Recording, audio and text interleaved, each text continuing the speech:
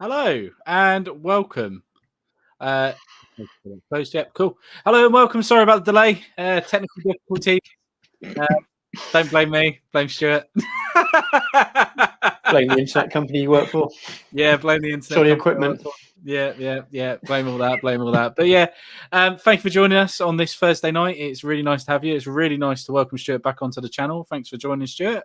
No, thanks for having me on, and thanks everyone for waiting 15 minutes longer than we should have done. We get there in the end. We did. So yeah, like I say, we're just going to go over tonight about what we've been up to since we last had a chat.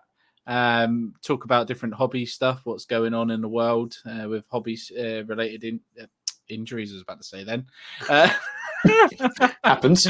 Yeah, it does happen. But yeah, so different bits coming out in the hobby and stuff like that. We'll also be answering any questions you want to put in the chat. So make sure to put some stuff in there and we can get those answered. We're going to be going over different bits and bobs like ACW, Middle Earth, strategy battle game, of course. We're going to be taking a look at some of the Wars of the Roses stuff and other bits and bobs out there. And yeah, hang about. I've got an announcement. Hey. So Stuart, what have you been up to since we last had a little chat then? What have you been doing? Most recently running up and down 3 flights of stairs to reboot my router a few times, and I'm sweating now. What haven't I been up to? It's been, how long ago was it? It was 2 months? Yeah, it's got to be Probably that. 2 months, isn't it? Yeah. I think I was about a month into the channel by then. Yes. So it's been quite busy. I think at that time I was just doing ACW, wasn't I? The epic scale stuff. Yes. And thinking about doing a few other things, and I think now there's about quite a few. Dipping your toe into bolt action was you're like, but it would be next year, of course, before you started any of that. Yeah, so I started that. I'll have over 1,000 points by the time I've got a couple of things coming with Wave 3 ACW orders, which will be any day now. They should ship, I imagine. So yeah, I've jumped in quite heavily there. But it's still a slow go project. I've only painted the one truck, to be fair. So yes. Though I've got a squad on my desk to start next week, probably. What else have I been doing? I've been chipping away at Smaug. Yeah, I'm looking forward to painting now. I am looking forward to seeing those. I'm looking forward to seeing it done myself, because my goal was to have it done by the end of May, but I keep painting all this historical stuff, so it's kind of slowing me down a little bit. But I've started painting it now. It's fully assembled. Well, the wings are off for the first part of painting because it's just can't hold it. I've started painting the base, and I've done a heavy kind of prep in terms of pre-shading and things on it as well. So there's a video will go out Sunday night on both Miniature Realms and the Out of the Frying Pan channel, just to sort of a next vlog on that. And then what else have I done? I've been, I suppose, buying other miniatures and lots of stuff. I've done loads and loads of terrain for the ACW stuff. I think my latest video was building towards an Antietam battle table. That's like a big scenario I want to do. So I thought by targeting that, I'll end up with lots of terrain that I can use mixing around for other scenarios and things as well. But I do need to get my head down now and paint more of the troops. I've got Iron Brigade here tonight. So I need to just get my head down now and do that, even if it means producing a video or two less. But then we got Wave 3 turning up very, very soon. So there'll be some unboxings of that stuff, and that'll be controversial. That'll get a few dislikes if I say anything nice about them, because they're hated because they're expensive. So I have to be careful what I say. You have to be. Honesty is the best policy, even if it I am about all of them, to be honest with you. I think the last bits, I mean, you jokingly commented, didn't you, saying, or sent me a message saying controversial, but I was pointing out that because they were now metal, they were cheaper than the ones people were saying, but they were a better option. It's kind of if you like the Callisto models, that's great, they're brilliant, but if you can point out that they're a comparable value, that's also fair as well. It's very easy, isn't it, to get into that kind of bash the big company. And it becomes a bit of a trope that we all fall into. Yes, and a lot of times they really, really deserve it, but a lot of the time as well, we just need to kind of take a deep breath and think, actually, am I criticising this because it could be worse, bad? Or am I criticising it because a company that I don't necessarily like all their practices? But so yeah, and I may have bought a box of something that I wasn't going to start for a long time as well. Yeah. I did that hobby diary video last week, and I sort of mentioned a few possible future projects, and then chatting to my dad, funnily enough, who's been doing a bit of family tree stuff, and there's a potential connection. There's someone who thought in a certain war we might be talking about later. I'll leave you to talk about it. And I thought, well, it might be an excuse to start a little project, even though that's very tenuous and it might not mean anything. It's an excuse to buy some toys. So I've got a little box. So I've got lots of things planned, mainly American Civil War stuff and a bit of bolt action and Smaug at the moment. And then when Smaug done, it'll be Ents, my Fangorn army, ready for Throne of Skulls. It's not going to happen probably this year, but with a big display board. So that's my kind of 3 main projects, I suppose. Yeah, cool, man. No, what about you? Yeah, myself. So yeah, in all honesty with you, I've been all over the place. Do you know sometimes where you start one project, you go to do it and you're like well up for it, and then all of a sudden, nope, actually, no, it's not the right time to do that. And then you move over to something else and you're like, oh no, not time to do that. The only thing that's been consistent with me is my Middle Earth stuff. So I've really enjoyed doing that, and I'm still doing all that. So that's a constant project, but I think having too many projects on the go for myself at once is not a good thing. So I was doing some ECW recently, and yes, I've fallen out of love with that very quickly. It's been quite strange, and it's not painting. I don't know what it is. It's just I'm just not feeling it at this present moment in time. I've still got them. Same with Napoleonics. I've fallen out of love with that, and I've fallen out of love with bolt action. But we'll get on to what I've fallen in love with later. But it could be a start of a very good friendship. But it's hashtag I blame Martin as per usual. Yeah, fucking Martin. I tell you what, I'll kill him one day. So yeah. That's pretty much what I've been doing. It's been a bit of a weird one for me. Not been able to focus too much on actually getting stuff done, starting loads of little things and then starting. So not a huge amount. I've done, I think we were just talking about the magazines, weren't we? Yes. I did originally. So I've completed the first 4 of those magazines completely. They're all based and painted and done. So I've done the Goblins, I've done the Urukai sprue, I've done Frodo. And what was the other thing? Oh yeah, the Last Alliance stuff. I've done all those. So yeah, so I've done a fair amount. I'm quite happy with actually doing those. How I've done those, but it's quite slow for myself. Miller's go on. Do you find that you've managed to keep going on those because they are little mini projects in themselves? So it's a small set of miniatures, either maybe 6 or 8, or a character per magazine. Yeah. And then each magazine's linked to a little video for you as well. So you've almost got like a really good end goal. So you've got a bit of hobby, video to go with it. Because I've found since doing the channel that I'm changing the way I do my hobby a little bit. And sometimes I'm thinking, well, I want to do all this, but then I need to put at least 2 videos out this week. And you kind of change the order of stuff. So I just wonder if that was... I started doing that. So I would start with, like, if I was going to paint a unit back in the day when I did loads of contrast videos, I would... paint one of the guys first, then paint the units after. So my first model attempt, when you see my contrast videos, they are genuinely my first attempt at painting those. I haven't even done a test model, so I just went with it. And then I would paint the unit afterwards and go and do it like that. But yeah, I do find that it's like I've done some victory. Oh yeah, I've done some victory at seas as well, which I really like. The boat game. The boat game that made me buy a different boat game. Yes, I didn't even mention that, did I? Yeah, no. You bought the boat game that I sold. Did you sell because of the rigging? Was that what put you off it, or was it? Yeah, it was. Yes. See, I'm willing. I think I haven't tried it yet, so I've done it. I did the whole rigging. It took 2 hours. It took 2 hours to do one ship. It's the models of Victory at Sea that put me off, because I watched the video that when you were on Don's channel, and I really liked it, but I hate those bases.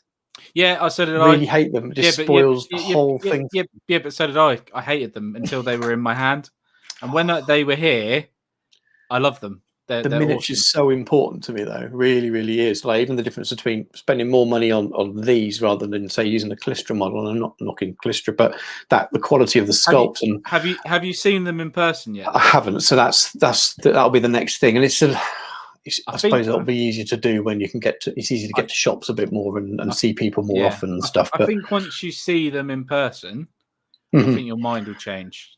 I generally do. I'm half there, because the way I reason it is that I could probably paint a couple of fleets up in an afternoon, no problem at all. Yeah. And then they're done, and I'm happy for them to be on the shelf and just have a game that I get out. If the game's easy enough to play, and it looks like it is. Yeah. And with Black Seas, that was the same thing. I've only got the starter. I've got no plans on getting anything else yet. I really want it to be just paint those ships, and if I really want to, I can add stuff later on, but treat it as a box game almost. Rather than a system which I need to kind of worry about getting into more and more and more. Exactly. My lad's 7 in November. He's going to get to the stage where he's already interested in playing games now, and games like that put a blue mat out. Come on, let's do that. And he's only going to want to play with a couple of ships for quite a long time. So the point in me having massive fleets is probably irrelevant right now. Yeah, exactly. So I thought, I love that kind of era anyway. That Black Powder era is my era anyway. So I thought, well, if I choose a game based on the history, this would be it. So let's grab that one. I mean, I looked at Cruel Seas first. The miniatures look lovely, but I've heard some negative noises about it. It seems to be one of those games that I don't think they're going to support for much longer. Yeah, and if it's you could see the Victory at Sea taking over, can't you, for that kind of era? Definitely. I can definitely see that happening. But I'll give you one tip with that the Black Seas: do not glue the mast to the base until you've painted it. You painted it. Do not glue it. That makes sense. I was watching some of Miller's videos. Miller knows my internet was working fine this afternoon, because I've watched and commented on loads of his videos. So he's had loads of notifications all afternoon. But I've watched one of his at the beginning when he was saying that as well, saying that he wished he hadn't done that. I made that mistake, and that's what made me sell them, because never again. But I'm quite strange. So people behind me might have noticed there's a big pile of Napoleonics just there. I have like a little ritual. If it's on my desk, it means it's go for hobby and ready to go paint wise. If it's not on my desk, I'm not going to paint it. Right. So the only thing that's on my desk miniature wise at the minute is my Lord of the Rings model, because that's the only thing that I'm going to paint. So I've chucked all that behind there. It's quite. Do you ever have like any sort of like hobby quirks that you do? So that for me is like one of the things that I do. If I change my mind, it comes off the desk. Do you have anything like that you do? Or? I probably do, but nothing that kind of jumps out as an anecdote right now. I mean, I have to clear my desk anyway because I have a lot of work on it. Yeah. And I tend to use, it's going to be too big to pull out, but you get trays in garden centres that go on the bottom of planters. And I tend to use those, and they slide underneath my desk on some units that I've got under there. And I use those for work trays. So I often prime on them. And then when I finish work for the day, I'll put it away so that I can get to my own stuff. But my own stuff doesn't tend to live on the desk because of that. I do have some, you can probably just see on the edge there, I do have some project display case things there. You can only see paints of the one that's in shot. But I do put some on my miniatures there. But then I've got a Rohan Helm's Deep Defender list that's ready to paint. It's been there for a year now. So I don't know about quirks. There's stuff all over the place. I suppose the loft, maybe if it goes in the loft, it's not going to happen for a long time. Like all my 28mm Napoleonics, it goes up there. They're in the loft. Yeah, and they're going to get sold, to be honest with you. Apart from maybe a brigade of each side, so I can play sharp practice sort of size games with them. Yeah, I might still base them on squares, on movement trays. I've got some Victrix ones. They're really nice little rounded edges on the squares as well. Yeah. So I might still base them like that. So if I ever wanted to join in or play a game of Black Powder or something with them, they're going to be useful. But I will Black Powder Napoleonics for me is going to be this scale or smaller, because it just makes more sense, to be honest with you. No, that's cool, man. It's each to their own, isn't it? It's like it's one of those things. It's like I don't know anyone else that plays 15mm, so there's no point in me doing 15mm if I don't really know anyone that does 15mm. Unless I don't either, but I'm just buy two armies for everything. Yeah, exactly. Yeah, and I just probably can't be bothered to do both armies, to be honest with you. It's one of those. I'll probably I've done my French now, and it's like I'll take a break from Napoleonics for quite a while before I proper get doing my Austrians again. Another project will come along, which I shall talk about later. But yes, but you've completed it, haven't you? You've got that army. Yeah, but I've still got. So you're cycling through another army in hobby projects. another half of it. Things go in cycles, though, don't they? Quite often, passion goes in cycles, and I mean, up until recently, I was only playing Middle Earth, but then the passion would be from factions, maybe. Whereas historical games, I think we've talked about this before, the rules don't change very much. The meta doesn't change. You just need to kind of, if you get a whim to start a different period, just do it and enjoy it, and know that if you put it away, it might well come back into rotation a bit later on. And your Austrians will come out when you get the bug again. You'll play a couple of games against Martin or something, and then you'll be like, oh, I really want to get them done, and then you'll swap, put them, and you'll put away your half-finished project that you're going to talk about later on. Yeah, I'll tell you what, it's all Dom's fault as well, because you might be able to see I've got a massive rash up here all on my arm, right? And this is because I played Dom last night, and I keep making him feel guilty about it. Hopefully he's watching. And we were playing in his garden. So the midgies attacked. Oh. And they bit the living hell out of me. My arm today is literally, I touched it this afternoon, and it literally could fry an egg on it. It's so hot. And it's been like it all day. I just want to itch it so bad. And so it's just that one elbow.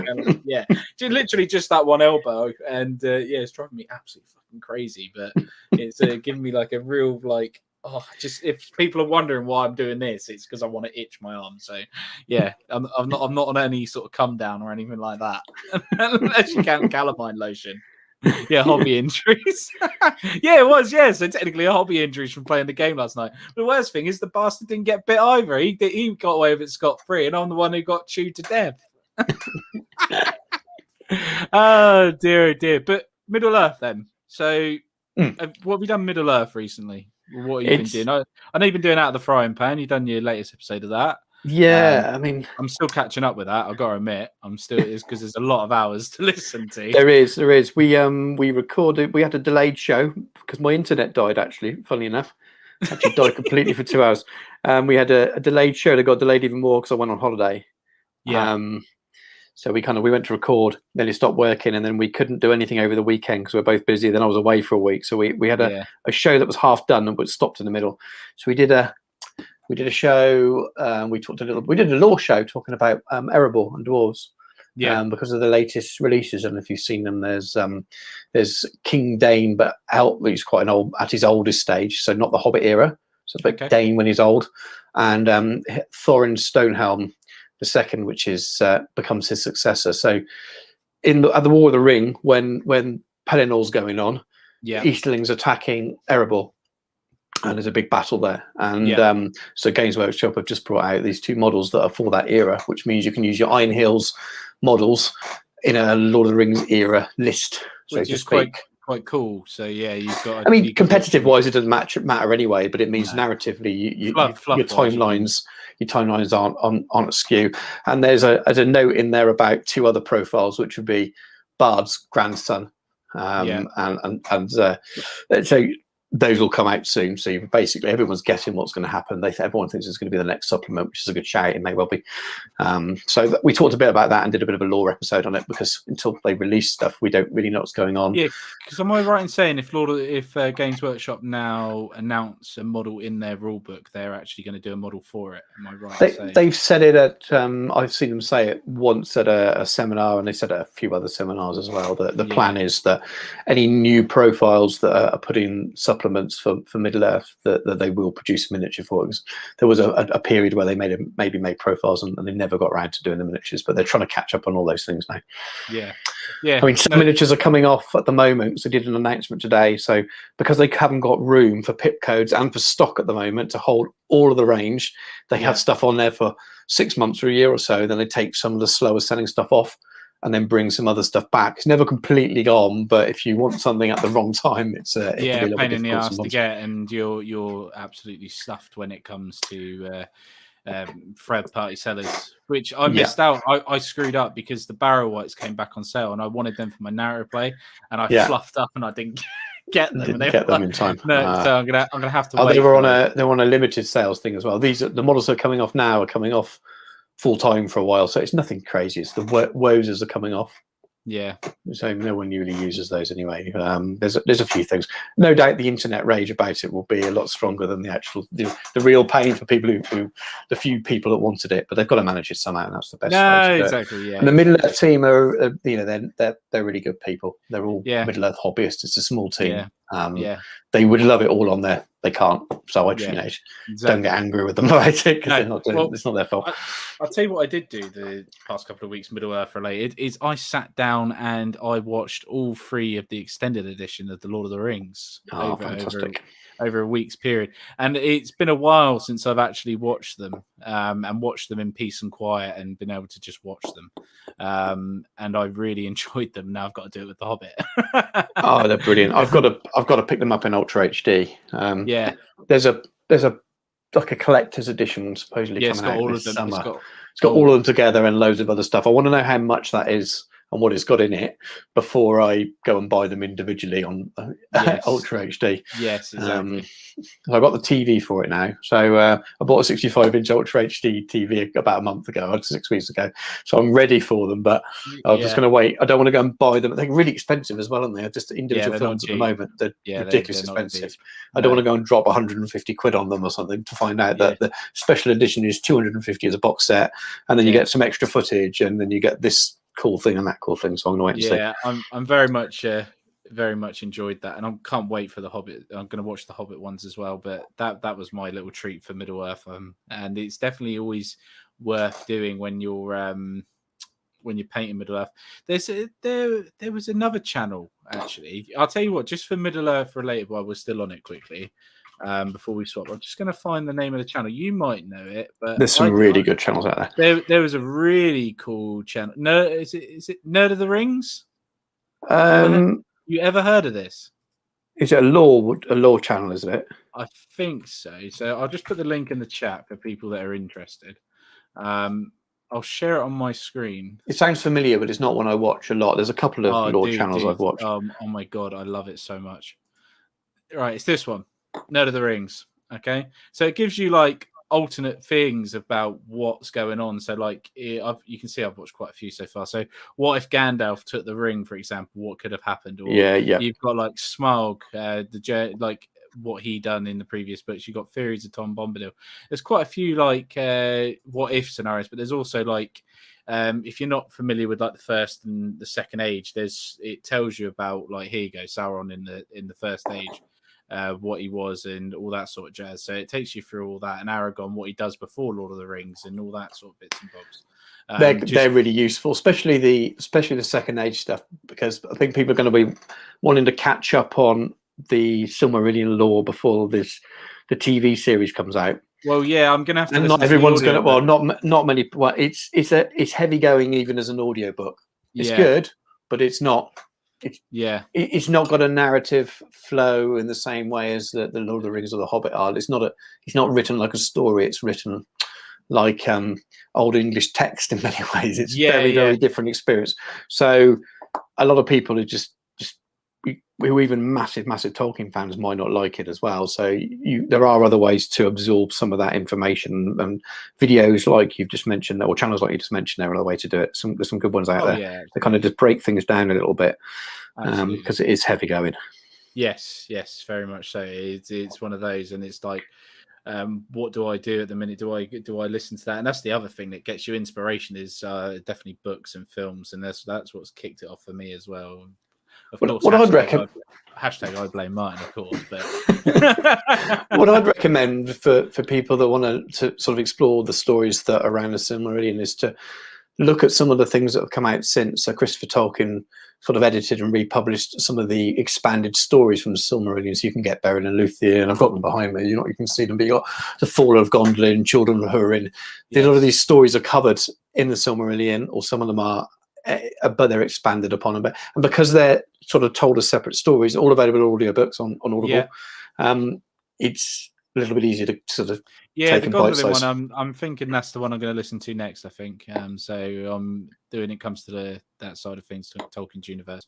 But yeah, no, really cool stuff at the minute going on. I don't know when we're going to see some new models for Middle Earth coming up. I'm not too sure. Well, we've just seen the two dwarves. My guess would be that we're either going to see, we saw some Easterlings before that. I'm guessing those Easterlings are put there to maybe be used in this new campaign that we might see coming.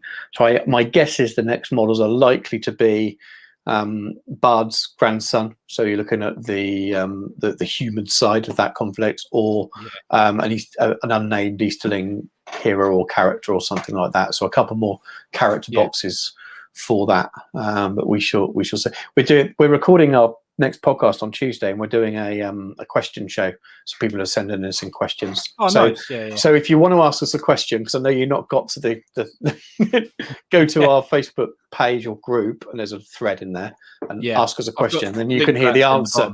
You can hear the answer in a year's time when you've caught up. When I've caught up, exactly, that's cool. So moving on from Middle Earth then.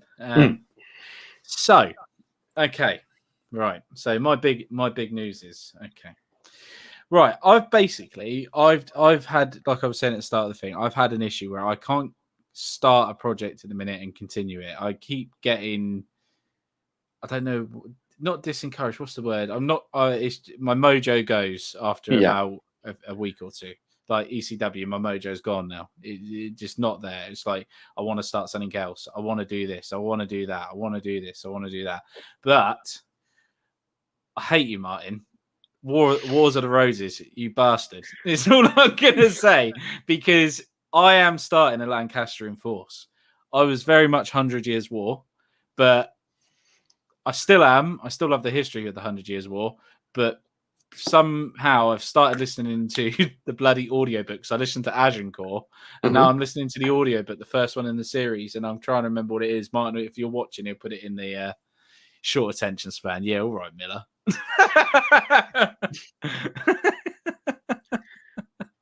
If short attention span. If Martin's listening, he'll know the books I'm on about. But there's a series of 4 of them at the minute, and I started listening to it because I was listening to Agincourt, and I wanted to listen to something else medieval. And Wars of the Roses. Bugger is all I'm going to say to that. That is my new project. So I'm going to have 2 projects on the go. It's going to be, I think they're going to be a bit like my French. So I'm going to be hard on Wars of the Roses, and plus I found a supplier that can get me fairly good price Perry miniature boxes. So yes. Okay. Maybe interested. So yes. And so I'm going to do 2 projects, because that's my new plan, is only to have 2 projects on the go. So that's a sensible idea. Yeah. ECW have gone away. They're not here. They're under the bed of shame. Napoleonics are behind me. They're going away. They're going under the bed. But I think what's going to happen is I'm going to do these Wars of the Roses probably for about 3 or 4 months. And then I'm going to end up having enough retinues to be happy with to play games. Yeah. And then I'm going to either pick Napoleonics or ECW, depending on what it is. So I reckon I'll probably end up picking my Austrians, just because it's black powder and it's boomsticks instead of swords and arrows. Does it depend how far under the bed it is and what you can reach? Yeah, exactly. Yeah. You run out of envelopes, is that why it's just going under the bed? Yeah. Fucking hell, even you're ripping on me for envelopes. Jesus.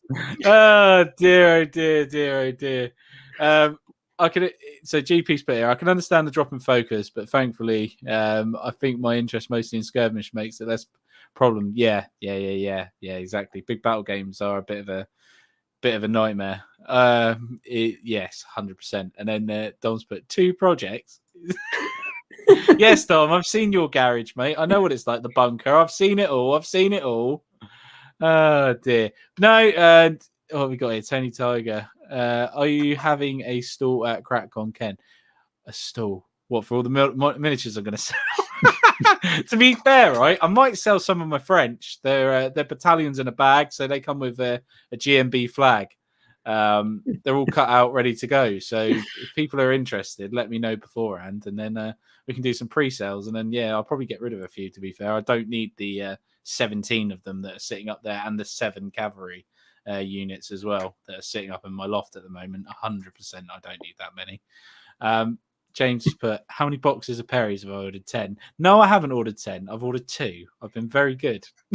I have been actually very good. But I did spend an hour on the phone to Martin today, and we were going through like all liveries and stuff like that, because I wanted to know how it all works. So obviously you've got your Earls, so you've got like the Earl of Essex and stuff like that.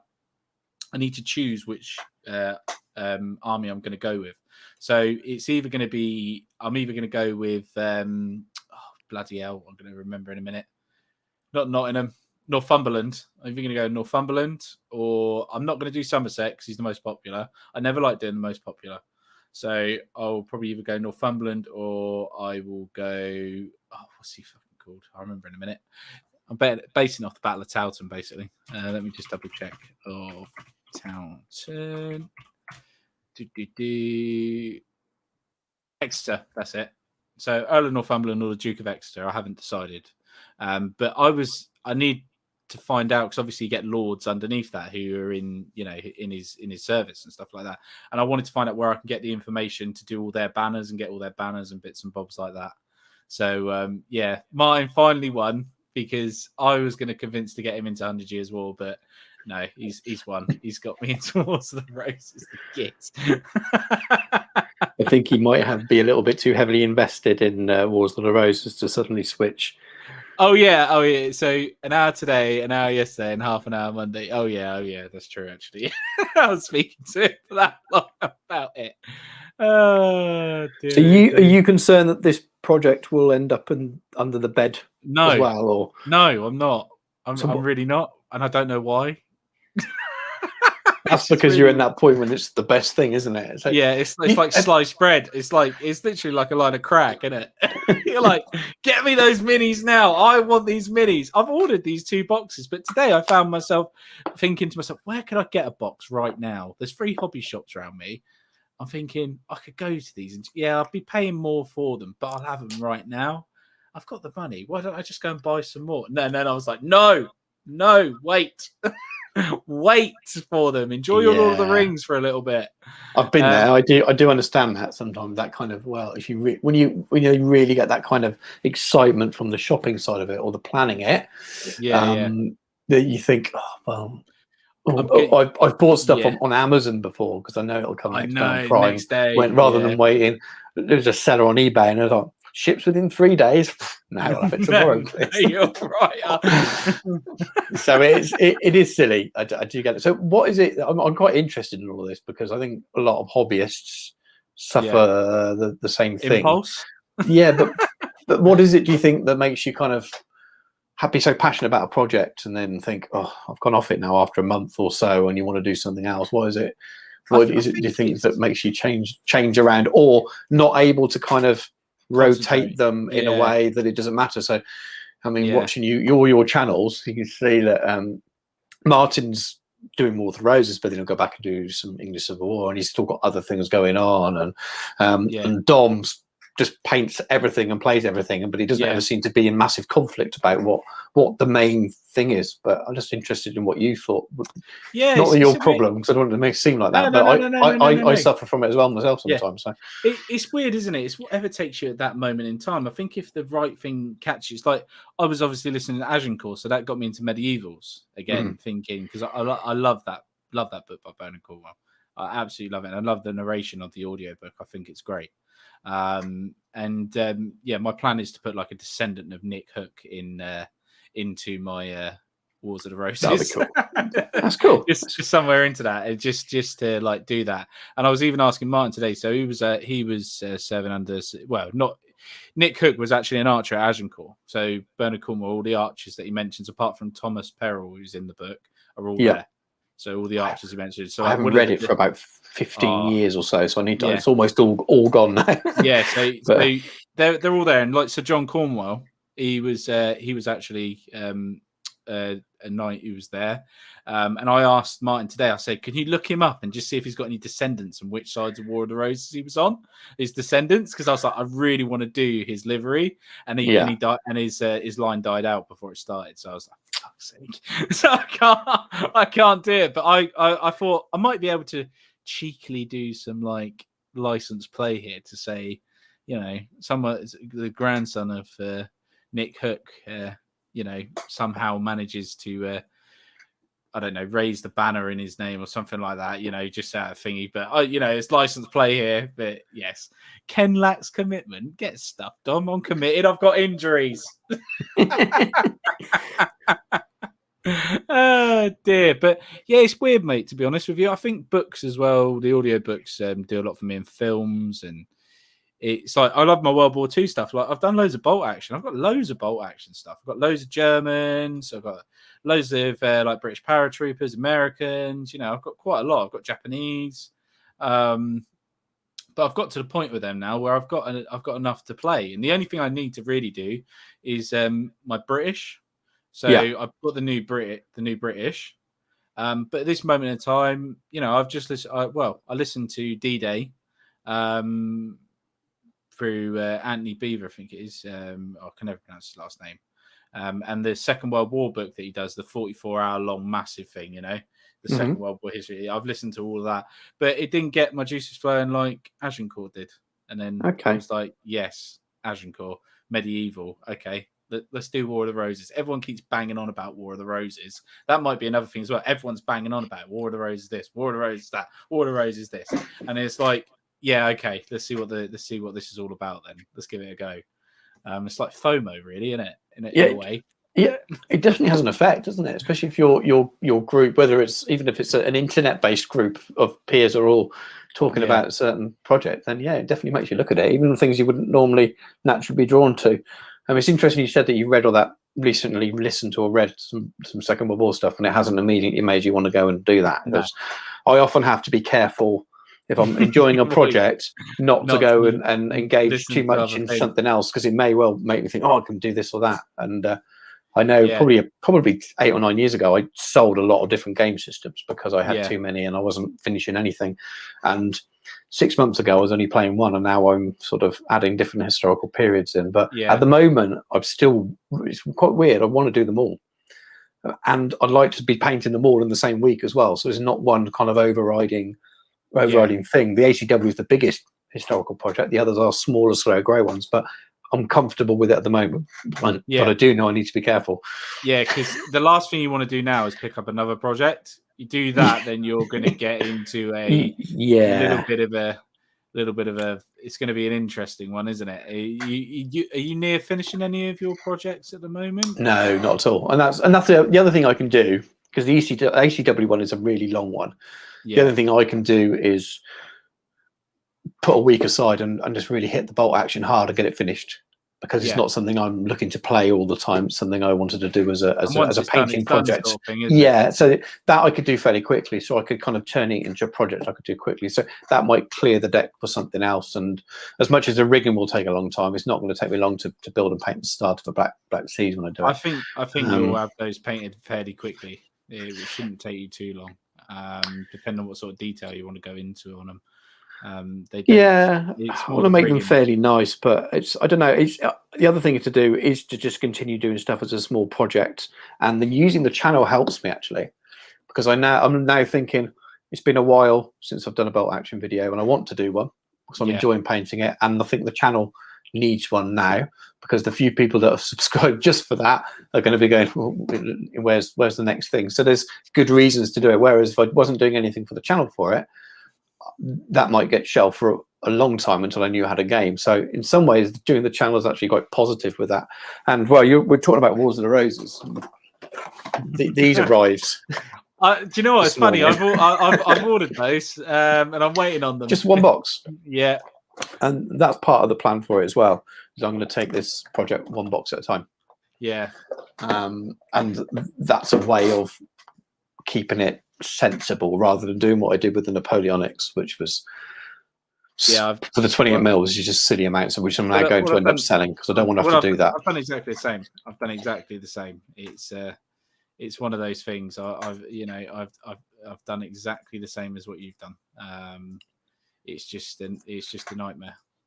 But yeah, so I should leave that at the bottom.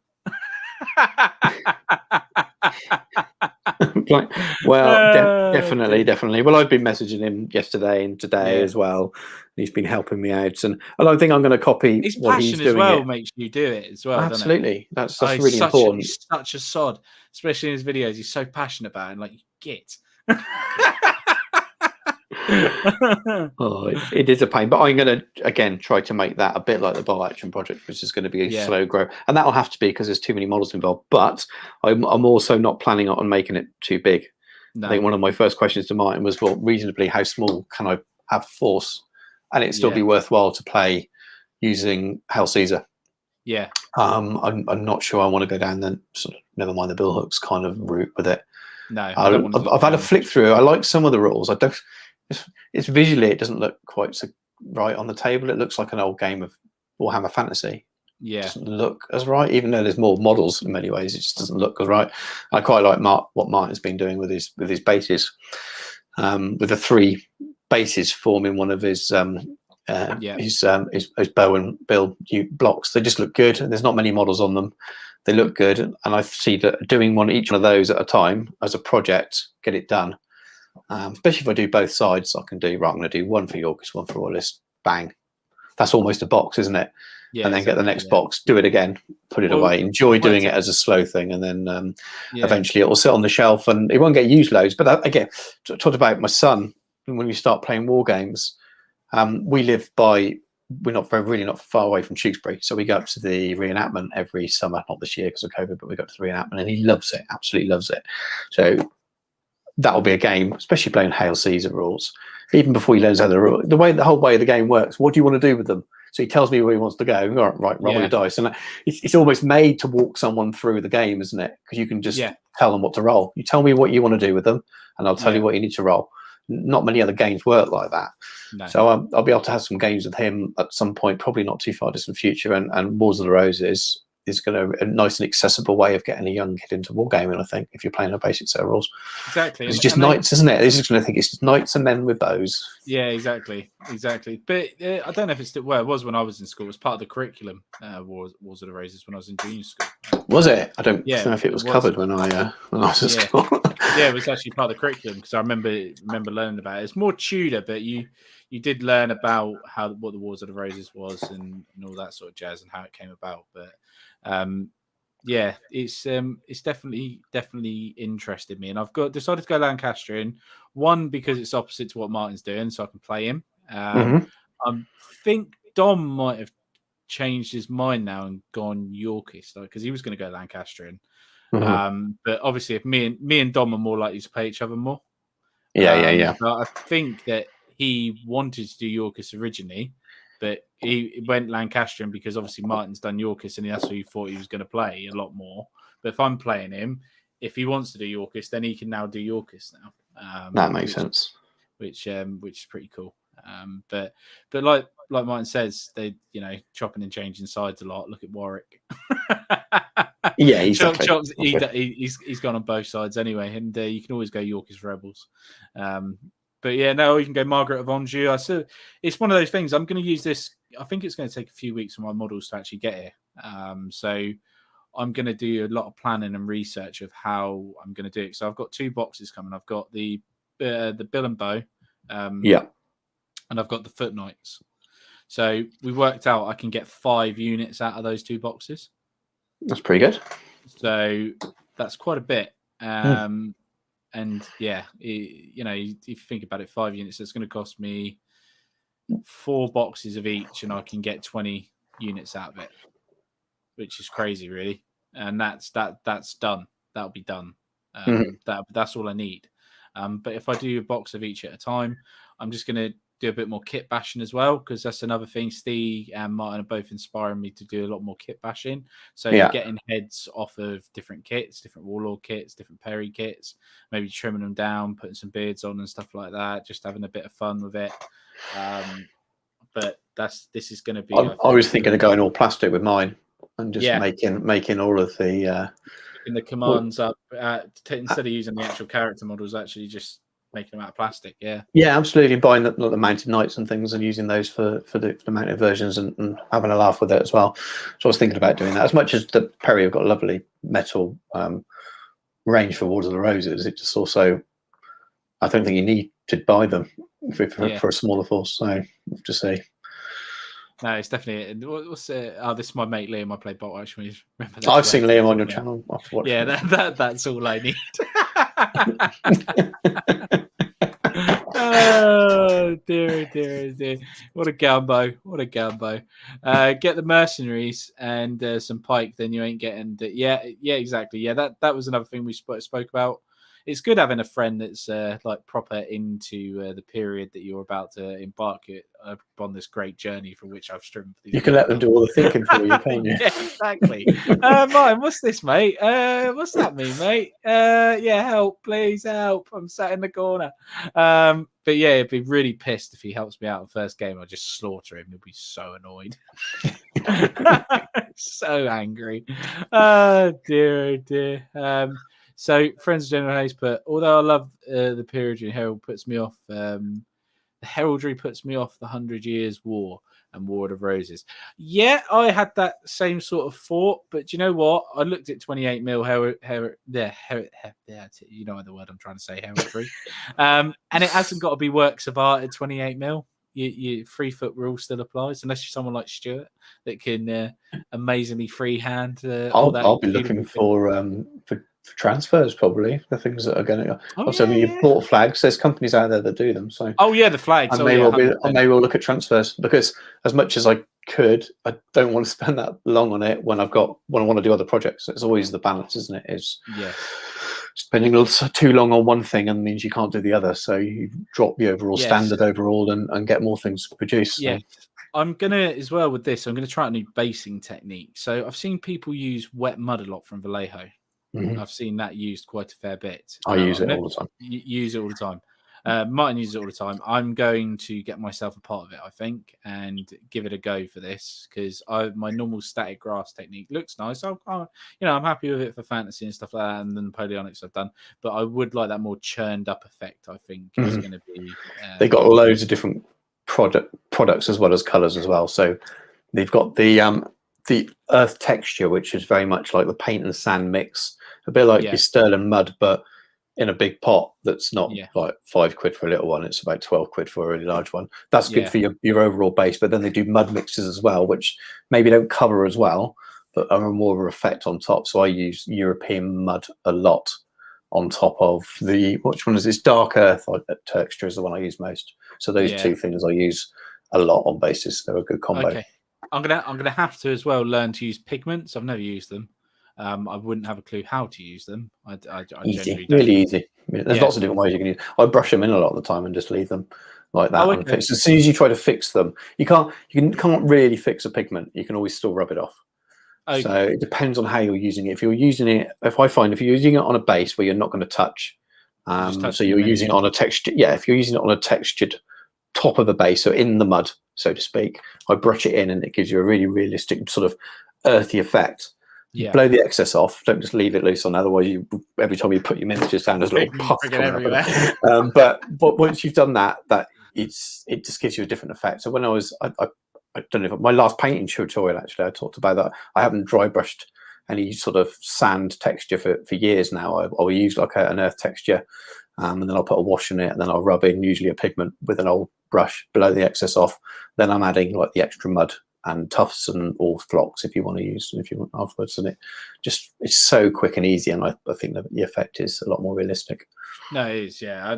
Steal stuff from military modelers, basically, because they do amazing dioramas and looking tanks and stuff that looks more realistic. So much of their kit is stuff that's ready made in pots as well. You just look at a YouTube tutorial and go, oh, I pour it on and wipe the excess off and it's done. So much of it's like that.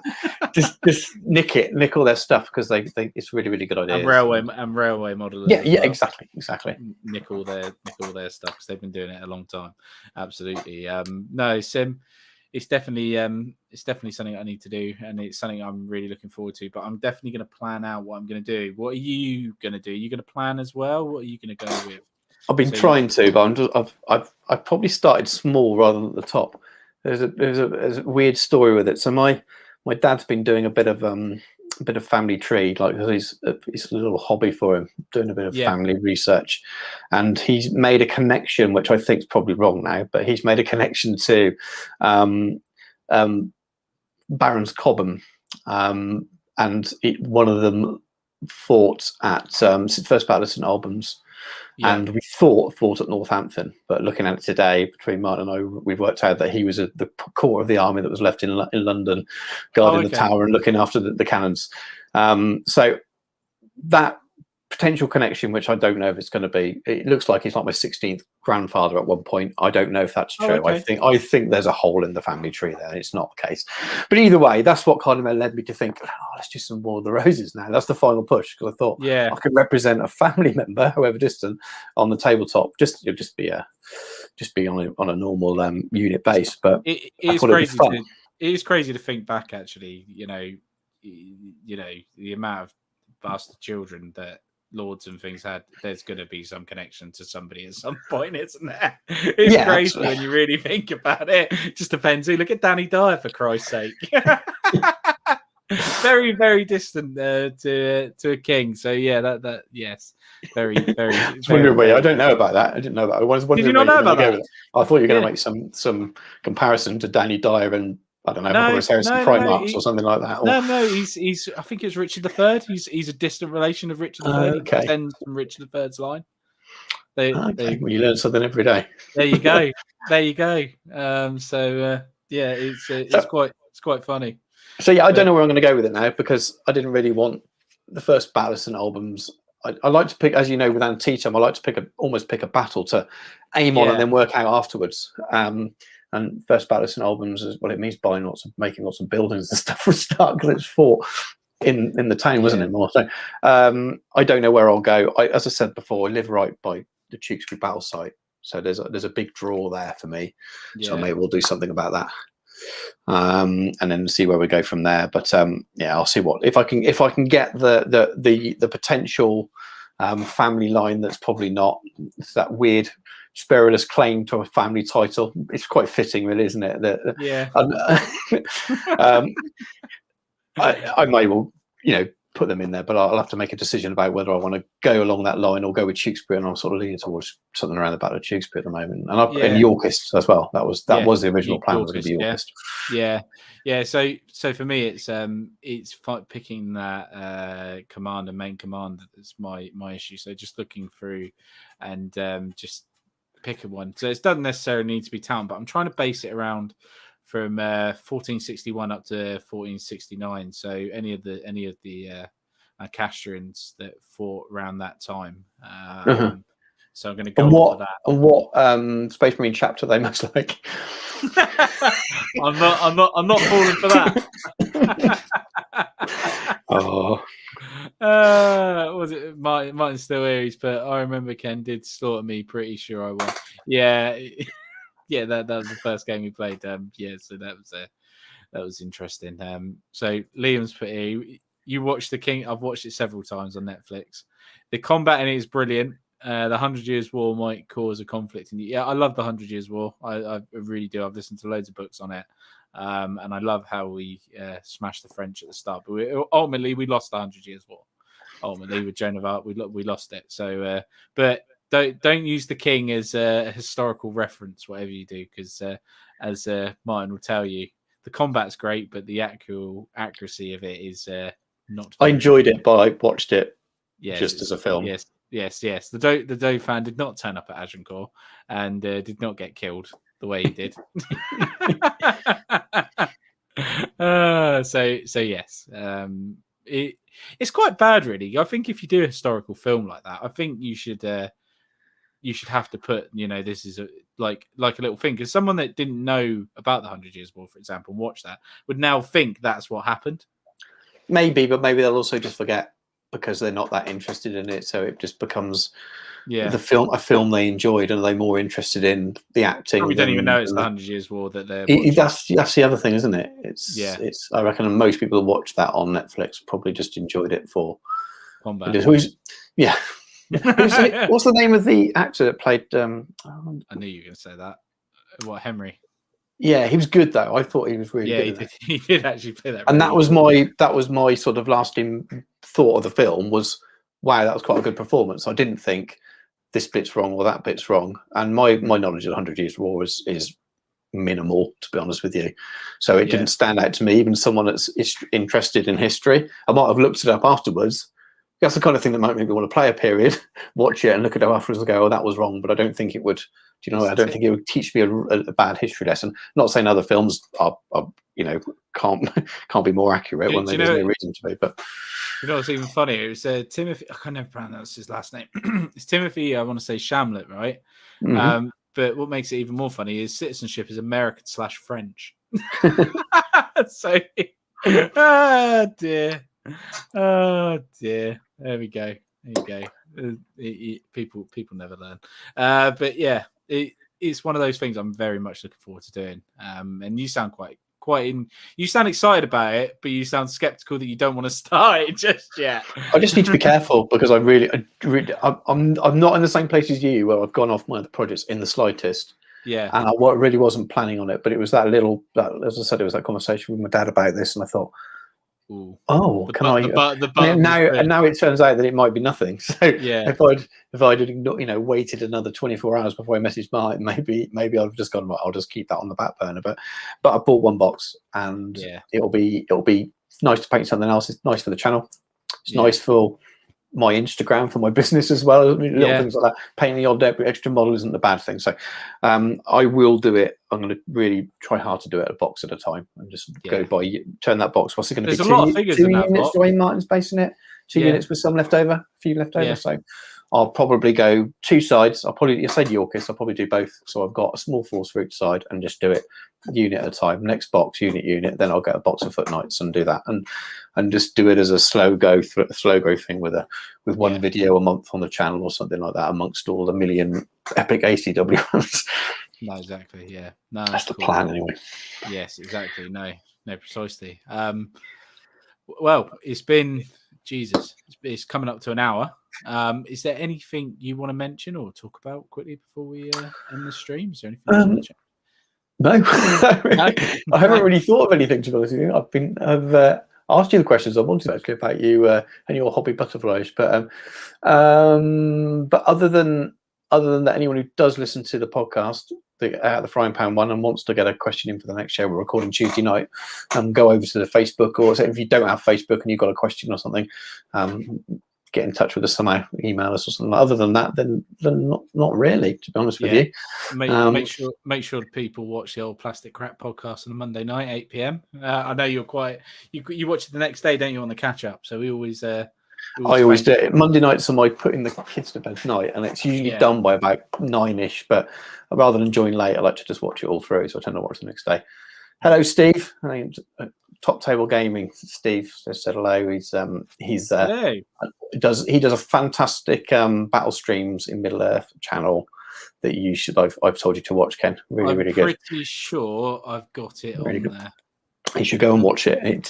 He's explored him and Damien exploring the magazines a bit like you are in a different way. It becomes a stream like this, but they do it every other Friday, and they they take an issue, talk around it, and we sort of hang out. People hang out and they drink and eat chocolate and talk about chocolate and anything under the sun. But it's really entertaining if you like your Middle Earth.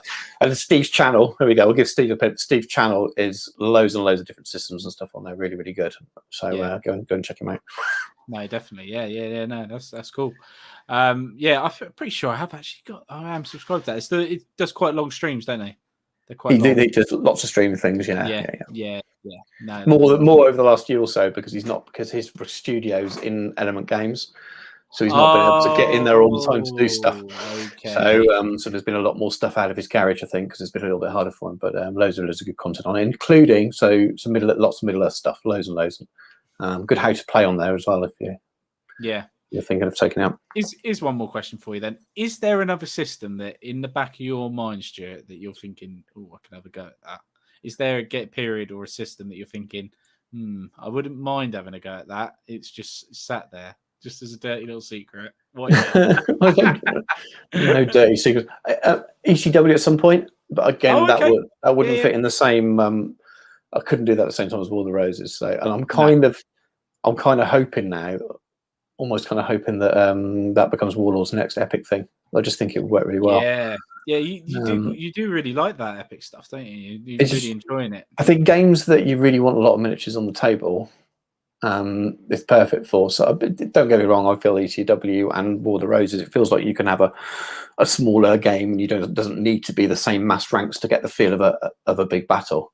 You look at the numbers at the battles in the Wars of the Roses, as much as the at the time they might say there's 20,000 one side and 30 the other. They've been rounded down now, haven't they? A lot. So it's more like kind of 8,000 or 10,000 or something. Well, you extrapolate that down. That's not some. You can get away with having, I don't know, 10 units aside that fit on an 8x4 and get a good bit. But a big Napoleonic game, big American Civil War game. I just don't feel works well on a small table. So you either do skirmish versions or we play at a smaller scale. Whereas ECW, to be fair, I don't mind either way. But if they brought that out and I haven't got around to buying it in 28mm, if Warlord are doing it, and there we go, be nice about Warlord. Sorry, you might get a dislike when you put this on your YouTube channel. If Warlord are doing it, you know it's going to be 3D sculpted. You know they're going to be really, really good quality sculpts made in plastic or in metal like these. They'll be nice miniatures. The stuff they get wrong, they will get wrong, but they will be good quality sculpts that don't make you feel like you're doing a 15mm game, because these are really good. It's the combination of the two. No, that's cool. I think that's really cool, man. No, that's really cool. I look forward to. I'm pretty sure at some point I will pick up that 12.5mm scale for some sort of game system. It's definitely going to happen. There's going to be a period of drops at one point, won't there? Yeah, it'll be War of the Roses now. You wait. They'll do it, because that works as well, doesn't it? We're looking at systems where they can put one sprue out, and they haven't got both sides. And they haven't got ECW, War of the Roses, and they don't have much of a range for well, they don't have a range for War of the Roses, do they? No, just don't. If you click on Hell Caesar, isn't there? There was one link, isn't there, that says War of the Roses, and it takes you to the army list book that's got one Plantagenet listing that's half usable and Perry stuff. So you wait now. That'll be it. We'll all do this. We'll all start painting these, and we'll get towards November, and then they'll drop a box. Yeah, they'll just say, "Here you go, here's a nice starter set for you." But no, absolutely, man. But no, it's been great having you on, mate. And I'm sure thanks for having me on. We're going to get you back on in the future, and we'll definitely probably end up getting you on the Plastic Crack podcast for one evening when we can arrange it. I know Monday's a pain in the ass. I can swap it if ever needed. I can swap my night. It's just my Tuesdays and Thursday nights are the nights that I'm free from 7 o'clock rather than 9 o'clock. Yeah, no, that's cool. That's wicked. So, guys, just want to say thanks a lot for watching. We'll see you again very soon, and bye-bye for now.